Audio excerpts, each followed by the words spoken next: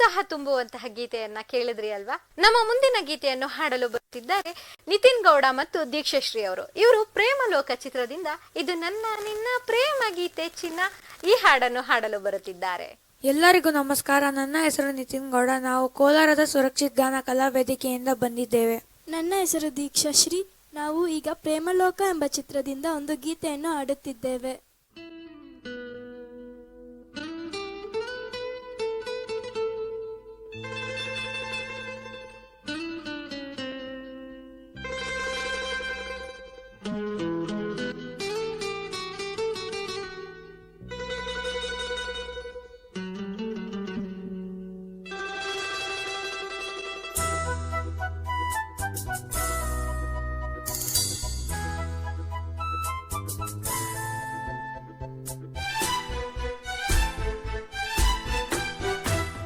ಇದು ನನ್ನ ನಿನ್ನ ಪ್ರೇಮ ಗೀತೆ ಚಿನ್ನ, ಇದು ಎಷ್ಟು ಸಾರಿ ಹಾಡಿದರು ಚೆನ್ನ.